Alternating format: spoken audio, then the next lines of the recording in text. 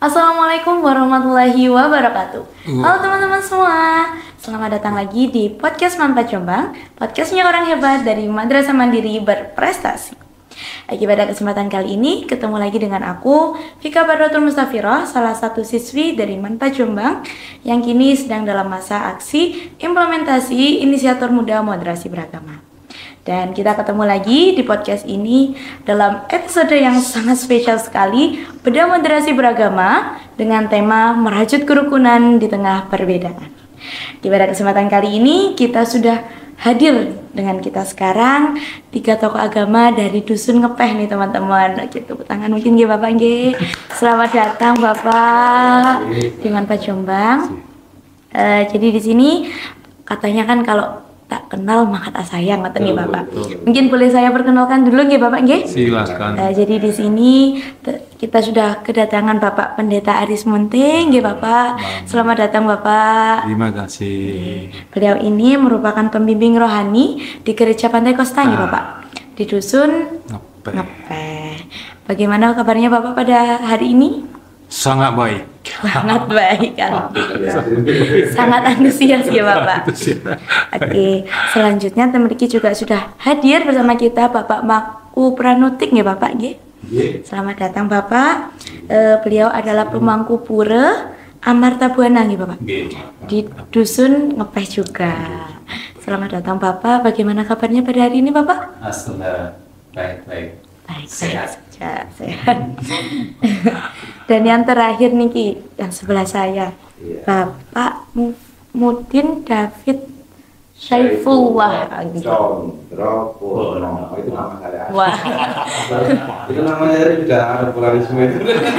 sangat pluralisme ya Bapak ini. Jadi, Bapak David ini merupakan mudin di Masjid Kubang ya Bapak? Ya, dari Dusun Ngepeh. Dari Dusun Ngepeh. Masya Allah sekali, kita sudah kehadiran 3 tokoh agama dari Dusun Ngepeh yang kalau saya tahu nih Bapak, Dusun Ngepeh ini sudah terkenal akan pluralismenya. Betul. Bahkan kemarin sudah dilaunchingkan menjadi kampung moderasi beragama. Iya. Nih, kalau fun fact-nya nih Bapak, katanya rumah ibadahnya itu cuma jaraknya 100 meter. Kira Bapak. Siapa yang bilang lebih dekat lagi? Lebih dekat lagi malah Bapak. Masya Allah. Itu 20 meter. Lebih dekat lagi dari Cuma 20 meter. Pura ini dekat 20 meter. Cuman dipisahkan sama Sungai kecil. Oh, hanya dipisahkan Iya, sungai. dua sungai. 20 meter terlalu jauh ya. Ya, kira-kira begitu lah. Kurang lebihnya begitu. Ternyata enggak sampai 100 meter gitu. Nggak sampai. Wah, Mungkin Kalau sama masjid mungkin 100 meter. Tapi kalau masalah pura sama gerejanya itu lebih dekat. lebih dekat lagi. Lebih dekat lagi artinya mungkin kalau semisal nih Bapak kan saya tidak tahu nih waktu praktik agamanya itu jam-jamnya kapan saja. Gitu apa tidak saling mengganggu mungkin Bapak? Karena kan jaraknya ini dekat nih Bapak. Atau bagaimana? Dari Bapak David mungkin? Alhamdulillah masa saling menjaga satu dengan yang lain masalah beribadah dari kami orang Islam, dari Bapak Mungkin orang Nasrani, dari Bapak Lantik, dari Win, sebenarnya tidak ada masalah. Dalam mereka bahwasanya yang sering dan bahkan keras sekali itu bukan Muslim. Sehari aja 5 kali. Tapi nggak ada masalah, nggak ada masalah. Kita saling mengikuti satu dengan No yang lain. problem. Kita saling mengerti kebutuhan dalam prosesi beribadah. Nggak merasa terganggu. Nggak ada rasa. Nggak ada yang merasa terganggu. Mungkin kalau masjid kan agak jauh nih. Ini saking Bapak karena katanya pura sama gereja tidak sampai 20 meter kan. Kan deket cuman di beda sungai katanya Pak. Batas sungai. Ini ku mungkin bagaimana, apa pernah terjadi mungkin konflik atau apa? Oh, nggak ada. Nggak pernah Jangan. ada konflik. Jangan sampai. Oke, jangan sampai ada ya Bapak. Tidak pernah dan Dan kan kalau di Kristiani itu kan biasanya waktu ibadahnya kan pagi ya. Pagi, kita ya, pagi jam pagi, 7. atau kalau sore kan. Ya. Ya, di tempat kami sendiri itu sore, ya, habis maghrib itu kita baru melaksanakan. Itu kalau hari-hari biasa, suatu kayak kliwon ya. Di tempat kami biasanya kan kliwonan itu malam mengadakan upacara sembayangan. Nah, mungkin kalau hari raya besok itu beda lagi. Hari raya kalau Galungan pagi dan kalau Galungan sampai kapanpun itu tetap harinya Rabu Kliwon. Dan kalau di tempat Pak Pendeta kan pasti hari Minggu. Ketemu juga. Bertemu ya. Sama Islam ketemunya Jumat. Oke. Jadi tidak ada masalah ya Bapak. tidak ada. Mungkin enten tambahan Bapak? Saya tambahkan sedikit seperti tadi Pak Tina bilang itu, memang antara gereja dengan pura itu berdekatan, ya. Dan yang paling apa itu kami jam 7 itu sonnya itu di gereja, ya. Nah kalau jam 7 pagi kan di tempatnya Pak ini kan tidak ada. Jadi selain itu ya pamannya hari Kamis itu tidak pakai son. Hanya yang datang itu pembinaannya itu ibu-ibu ya paling 10 orang, jadi tidak usah pakai son. Jadi tidak ada merasa terganggu atau diganggu atau apa, enggak. Walaupun mungkin terjadi ibadah yang sama-sama, ya nggak terganggu juga sih. Karena kan soundnya dari umat Kristiani itu kan di dalam juga. Jadi mungkin kalau dari masjid juga jauh juga sih. Iya, Jauh. 100 meter ya nggak terganggu juga. Udah kedengaran lagi. Walaupun teriak-teriak tetap Jangan terganggu. Oke. Mungkin gini Bapak, kalau saya dengar itu kan jumlah penduduknya itu sekitar 1.500 jiwa. Terus untuk yang memeluk agama Kristen terdapat 80 jiwa gitu Pak. Untuk yang Hindu 60 jiwa dan yang sisanya memeluk agama Islam teman-teman. Gitu. Tapi hebatnya nih Bapak, yang membuat Dusun Ngepei ini jadi unik tapi tetap bisa menjaga kerukunan. Nah, mungkin bisa diceritakan Bapak, kerukunan ini bisa terbentuk bagaimana Bapak? Karena mungkin kan di luaran sana juga ada yang seperti ini, maksud saya dalam satu lingkungan ada yang berbeda agama, mungkin juga satu agama tapi berbeda aliran. Nah, tapi terkadang itu jarang ada yang bisa rukun dalam artian mereka bisa bersama gitu ya Bapak. Mungkin bisa diceritakan awal mula terbentuknya suatu toleransi di Dusun Ngepei ini. Mungkin dari Bapak, karena yang paling dekat nggak ya Bapak. Alhamdulillah, gini, kalau dari narasumber sesepuh kami, bahkan bahwa sebenarnya Dusun Ngepei itu dari keturunan Makam itu termasuk salah satu pasukan dari Diponegoro yang hijrah lah, seperti terpisah dari temannya karena ada ya tekanan-tekanan dari kaum penjajah, akhirnya datang sampai ke Dusun Ngepei. Nah, sebenarnya itu dia sudah beragama Islam sampai insya Allah kalau dari informasi sesepuh itu sampai terjadinya gerakan 30 September itu. Nah, gitu. 30 September itu sebenarnya masih agama apa itu Islam semuanya, belum ada Kristen itu belum ada.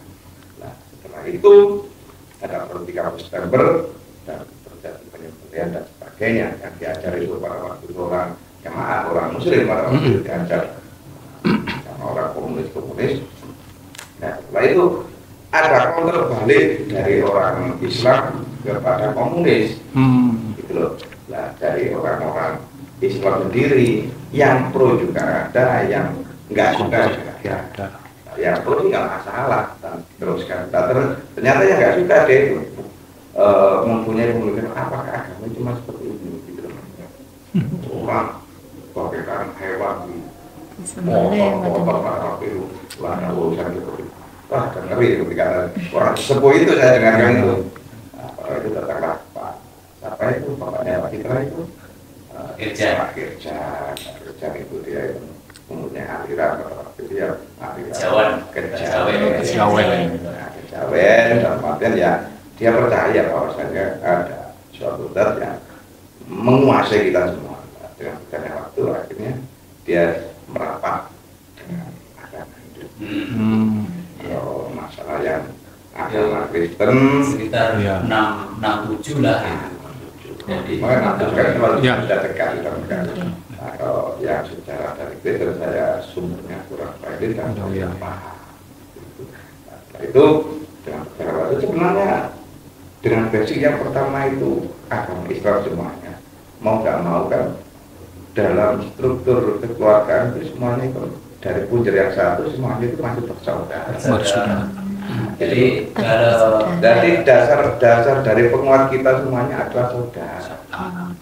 Contohnya Pak Munte walaupun dari Medan kan dia datang ke sini, ini kan dari Medan Pak Munte. Iya. Ya Pak ya. Dia Tapanuli Medan. Tapanuli. Ya. Bapak.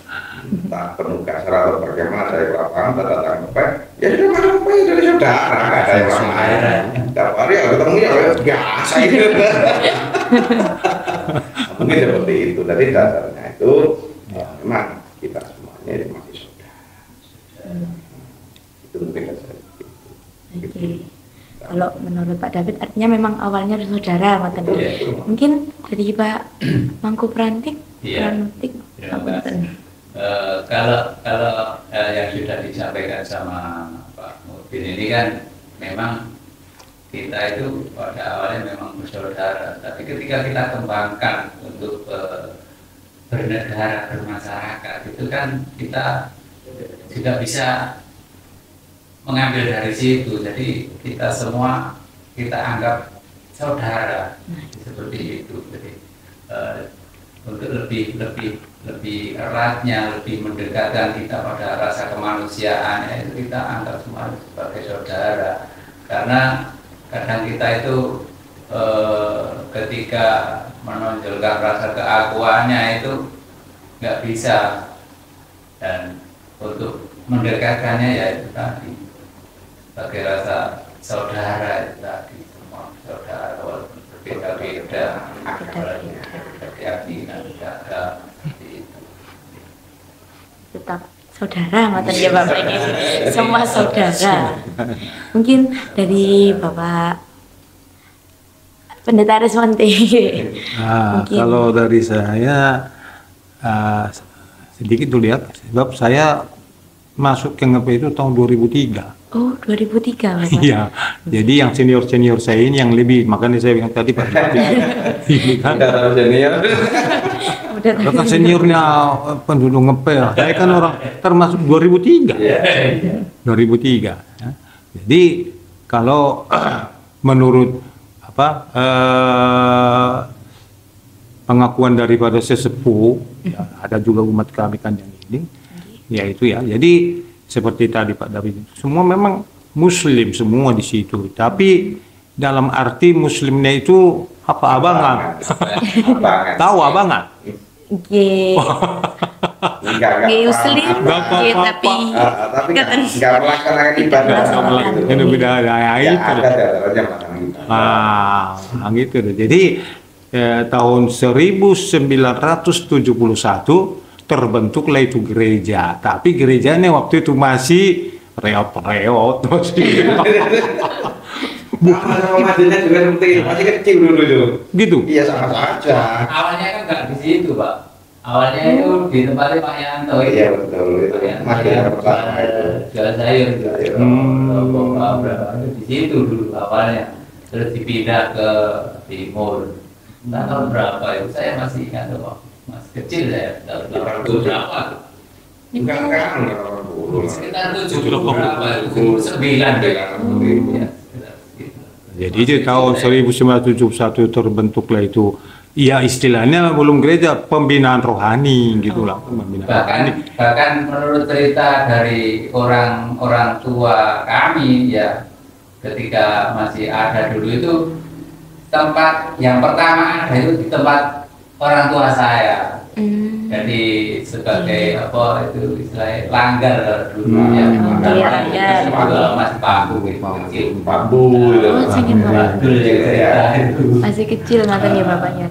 Iya. Nah, jadi karena seperti tadi latar belakangnya abangan itu, sehingga ya pendahulu kami sudah almarhum ya. Pendahulu kami itu mulailah yang membina anak-anak pertama, anak-anak di ini gitu ya, sampai itu Nyonya Hong itu sampai dibandikan, dibujuk, di apa gitu supaya sebab nggak gitu anak-anak itu. Nah dari situlah ya apa nih itu terbentuknya umat Kristen lah, dalam arti mulai pembinaan rohani gereja itu. Nah, gitu sih, sehingga ya, dengan terbentuknya itu tadi ya, sehingga dari Muslim pun berkembanglah begitu kan, dari kita pun gini, pun dari Hindu pun ya berkembanglah gitu ya. Jadi karena melihat tadi latar belakang daripada masyarakat di Ngepe itu bersaudara ya supaya tidak terjadi konflik apa gitu, mungkin terbentuklah ini kerukunan ini gitu loh. Sebenarnya dari dulu itu kurang terekspor. Yang saya tahu ya kira-kira begitu. Nah, itulah. Artinya memang sudah dari zaman dahulu kala kata bapak ya. Suatu sudah dari zaman nenek moyang kata bapak ya. Kerukunan itu sudah terjaga di desa. Dan memang kunci utamanya nggih Bapak nggih. Terus landasannya niku persaudaraan. Rasa saudara nggih saling memiliki. Saling menjaga. Oke. Terus mungkin sampai sekarang pun masih tetap eksis nih Bapak. Maksud saya seperti mungkin dari remaja masjidnya, dari pemuda-pemudanya, apakah juga mereka itu memahami mengenai toleransi juga Bapak? Masalah seperti itu kami sudah sebagai tokoh-tokoh agama masing-masing kita memberikan masukan kepada tenaga muda, dalam arti kalau orang Islam itu lemas, kalau nanti mengatakan anak-anak dan sebagainya, kita memberikan landasan bahwasanya kita hidup itu memang tidak boleh saling mencari kesalahan. Itu enggak. Yang penting kita cari kesamaan. Jadi biar damai. Karena apa? Ketika kita ada konflik satu dengan yang lain, kalau kita konfliknya itu masalah agama, ya kita wajib menyelesaikan seperti tokoh-tokoh ini, kita di depan. Ya masalah itu jangan sampai kita memandang itu masalah itu kita dengan agama, hancurlah kita. Betul itu. Jangan kan justru ngapain Indonesia kalau benturkan agama hancur. Bisa. Ketika ada masalah kita harus bisa memetakan satu dengan yang lain. Kalau ada masalah apa yang kita bedakan, masalah sebenarnya apa? Agama kah atau pertanahan kah? Atau kan yang lainnya, itu maksudnya Pak ya. Kalau masalah itu bukan masalah agama kita sisihkan, kita selesaikan pemetaan apa pertanahan yang kita selesaikan, itu loh. Jangan sampai masalah pertanahan kita ikut-ikutkan agama, wah nggak jadi apa-apa, nggak ada semuanya. Kenapa? Ketika agama dimasukkan satu, yang datang bukan orang satu, orang Islam semuanya, gitu loh. Kalau orang Kristen disalahkan gitu, karena orang Kristen, padahal Pak Munti yang masalah sama saya. Ini orang Kristen ini masalah, hancurlah orang Kristen dari semuanya datang semuanya. Hancur. Bukan sebenarnya itu masalahnya perorangan, cuma beragama. Kita harus bisa memilah-milah dari orangnya. Itu tadi ketika ada masalah ya agama jangan diikut-sertakan. Itu memang bukan agama itu, nggak ada di antara kita semuanya. Kalau Kristen, Hindu, Islam, nggak ada agama yang mengatakan itu nggak apa-apa, nggak ada. Agama semua menyatakan semua dalam artian kebaikan, mengajarkan kebaikan, perdamaian, ketenangan, persatuan dan kita kasih itu yang pasti. Betul. Memang semakin kita berwarna-warna semakin indah. Gitu. Mana semakin indah iya, kan? cuma satu warna saja kan nanti masalah. Oh. Ya kan? Kalau di suatu ruangan itu ada bunga cuma putih. Pasti kan itu aneh. Kalau tidak ada kematian ya orang ikan. Kalau kayak gini kan macam-macam kan enak dipandang itu. Jadi saling mengisi, saling menambah keindahan. Nah itulah yang Jadi kita memandang warna-warni ketika hujan ada pelangi itu kan, nah itu kelihatan indah. Jadi indahnya itu berbeda-beda tapi tetap bisa bersama-sama, tetap rukun damai. Jadi berawal dari perbedaan, saling melengkapi, akhirnya indah ngoten nggih Bapak nggih. Kayak pelangi, seperti bunga ngoten nggih Bapak nggih. Kalau hanya satu, Jadi perbedaan itu jangan menjadi suatu masalah kita. Jadi perbedaan itu kita gunakan, kita saling menyemangati, support, agar kita menjadi orang yang saling menjaga. saling menjaga nih Bapak. Mungkin dari Bapak Pendeta ada tambahan dari pendapatnya Bapak David tadi mungkin, karena kan kalau katanya Pak David bunga warna-warni. Mungkin jenengan ada tambahan Bapak? Nah, jadi ini saya sentil dulu waktu Universitas Darul Ulum Jombang datang di kami tuh, tapi yang mahasiswanya ibu-ibu dengan bapak-bapak. Sosial budaya gitu. Bukan sosial politik. Nah, sospol gitu ya. Nah, di situ rame tuh. Tapi jadi apa namanya? Jadi hidup pembicaraan itu. Ya ketawa, ya apa gitu ya.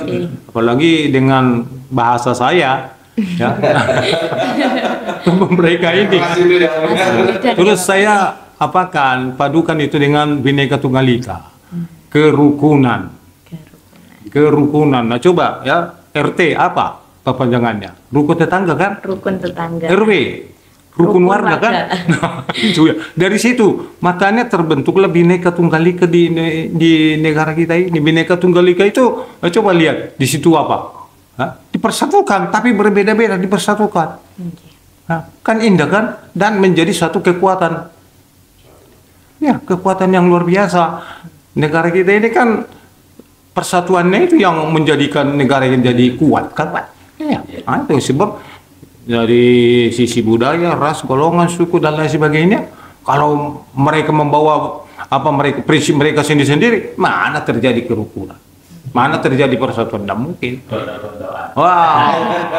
Interap jadinya Bapak. Nah, jadi saya padukan itu ya, kerukunan, ya, rukun tetangga, rukun warga, ya, dan juga ya maaf di ajaran kitab suci kami juga ada begitu. Lihatlah alangkah indahnya bila saudara bersaudara lagi rukun. Nah, itu loh. Lihat alangkah indahnya, lihat alangkah baiknya. Nah, seperti tadi Pak mau bilang itu. Nah, kalau ini cuma satu warna, mana dia indah itu dah. Ada kematian itu. Tidak tampak keindahannya ya Bapak. Jadi seperti itu tadi itu, karena berbeda-beda disatukan, jadi indah, jadi terkenal sampai pemuda Asia Tenggara terbuka di datang. Pemuda Asia Tenggara. 27 negara. Pemuda dari berbagai negara. Wah, itu luar biasa itu. Masya Allah. Nah, itulah. Nah, kenapa? Karena kerukunannya ini. Ada kerukunan ini sehingga menyebar baunya ini harum sehingga menarik yang lain sampai dari Palembang. Di Palembang juga datang. Itu ada ustadznya, ada pemimpin pondoknya, ada pendetanya, ada dari Hindunya, 1.000. Heran mereka semua. Ya, waktu itu memang tertampung di gereja gitu ya. Seperti itulah ya, dan lain-lain ya. Wah, universitas ini dari IAIN Surabaya, wah sering datang ya Pak. Sering datang. Kenapa? Karena kerukunannya ini. Nah, itulah. Jadi daya tarik. Daya tarik. Ya, ini yang kita jaga sebagai kami ini tokoh-tokoh masyarakat dari Muslim, Hindu dan Kristen, ini yang kami jaga. Bila perlu kita kembangkan lagi supaya lebih harum. Jadi teman-teman, kita bisa belajar bahwasanya memang yang paling penting itu kerukunan. Betul nggih Bapak? Iya. Kerukunan, dan kerukunan tidak pernah tercapai jika kita memajukan ego kita sendiri. Betul. Karena kalau mempertahankan kebaikan baik itu kan berdasarkan siapa yang menilai. Iya. Gitu. Jadi tidak ada yang baik selain rukun. Apapun pandangannya bisa dijadikan satu rukun. Ditarik garis bawah gini Bapak, tidak ada yang terbaik kecuali yang rukun. Oke. Sangat Masya Allah sekali kalau saya berbincang gini nih, wah, menambah pengalaman saya, pengetahuan saya, dan pastinya teman-teman semua yang melihat podcast, khususnya podcast Mampa Jombang ini pasti juga sangat tertarik, sangat antusias sekali Bapak, karena memang kita hidup di satu lingkungan yang memang kita semuanya Islam. Kita hanya mengetahui saudara kita mungkin hanya yang berbeda aliran saja, tapi mungkin beda nggih Bapak rasanya ketika kita bertemu dengan teman-teman kita yang non Islam, bagaimana cara kita bercengkrama. Pastinya kalau tidak didasari dengan pemahaman yang kuat, hancurlah Bapak. Oke. Mungkin saya boleh minta pesan dari Bapak sekalian untuk teman-teman semua yang nonton podcast ini nanti, pesan untuk para pemuda khususnya siswa-siswi Manpa Jombang nih, agar nanti ketika mereka lulus, mereka bertemu dengan teman-teman yang pastinya sangat beraneka macam, beraneka ragam, perbedaan. Mungkin ada pesan, satu pesan saking Bapak-bapak mungkin dari boleh dari Bapak David dulu mungkin. Sebagai perwakilan Islam,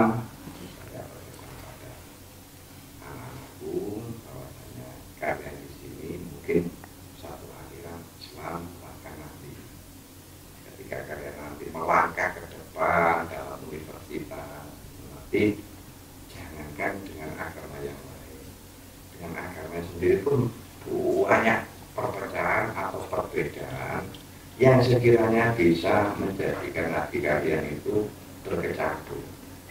Ada apa di antara kalian? Pesan saya cuma satu, kembalilah kepada yang Anda yakini pada saat ini. Kalau memang kalian lagi, carilah yang lagi. Itu kalau menurut Islam. Kalau yang lain, jangan mudah percaya dengan hasutan-hasutan yang menyatakan untuk merdeka ini. Dan yang itu hasutan banyak sekali. Rawan. Seperti itu. Bahkan hasutan-hasutan untuk membagi antara agama satu dengan agama yang lain. Bukan agama Islam saja, tapi yang ada Kristen lah, dari Hindu lah, Natakan dan sebagainya, hilangkan itu semua. Karena apa? Kalian ini yang penting jadi orang yang hormat terkenal, bisa bermanfaat untuk semuanya. Kalau Islamnya silakan laksanakan Islam dengan baik. Kalau orang Muslim ya laksanakan pada dengan yang baik. Jangan mudah terhasut dari omong-omongan yang bisa berpotensi untuk menjadi kehancuran setiap agama, bahkan menjadi kehancuran negara. Itu Ingat-ingat ya teman-teman, pesannya dari Bapak David. Selanjutnya mungkin dari Bapak Pranotik, ada pesan istimewa untuk teman-teman semua. Untuk anak-anak semua ya, ketika kita dilahirkan ke dunia ini adalah menjadikan kita itu seberapa bermanfaat kita bagi masyarakat, bagi kehidupan kita sendiri, juga masyarakat dan negara. Kalau kita lihat dari tanaman-tanaman itu ya, tanaman itu kan hadir ke dunia itu juga untuk melengkapi. Satu mungkin padi ya, tumbuhnya padi itu bermanfaat bukan untuk dirinya sendiri, tapi bisa untuk burung pipih, bisa untuk kita makan. Kalau kita ambil lagi, mungkin kalau tumbuhan kayak pohon-pohon, pepohonan itu selain dia menghasilkan oksigen, bukan untuk dirinya sendiri, menghasilkan bunga untuk kumbang-kumbang atau kupu-kupu. Setelah jadi buah dia bermanfaat bagi kehidupan yang lainnya seperti burung bisa memanfaatkan buahnya, kelelawar juga kita sebagai manusia bisa memanfaatkan buahnya seperti itu. Begitu juga dengan kita, kehadiran kita di dunia ini seberapa bermanfaat bagi kehidupan orang-orang di sekitar kita, bagi kehidupan kita bersama-sama dalam perbedaan ini.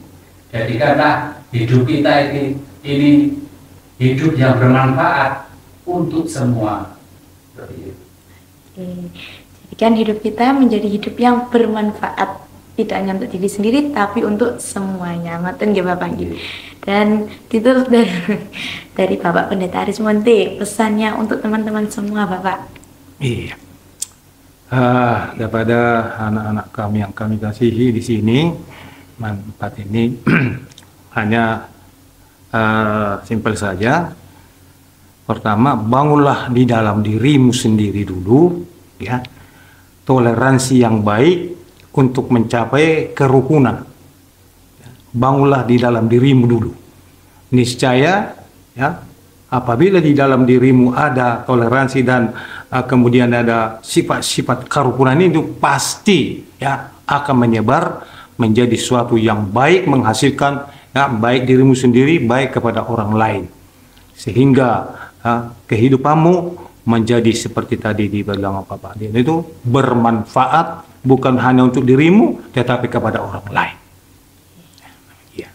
Di kuncinya toleransi. Kuncinya tadi ada toleransi, ada kerukunan, persaudaraan, dan bermanfaat. Oke teman-teman, Masya Allah sekali pembahasan kita pada hari ini sangat spesial, sangat berbobot sekali, dan semoga saya harap tidak hanya saya yang bisa memetik manfaatnya, tetapi teman-teman semua yang mendengarkan podcast ini juga bisa memetik manfaat dari talk show kita, podcast kita pada hari ini. Amin. Amin. Oke. Mungkin sekian dari saya, kurang lebihnya saya mohon maaf. Dan terima kasih saya ucapkan sekali lagi kepada Bapak David, kepada Bapak Mangku Pranutik, dan juga Bapak Pendeta Aris Monte. Semoga kita semua selalu diberikan kesehatan. Dan semoga kita bisa bertemu lagi ya Bapak. Oke. Mungkin sekian dari saya, kurang lebihnya saya mohon maaf. Kita bertemu lagi di podcast selanjutnya dengan pembahasan yang luar biasa lagi. Yang pastinya jangan pernah bosan untuk lihat podcast Manfaat Jombang. Sekian dari saya. Wassalamualaikum warahmatullahi wabarakatuh.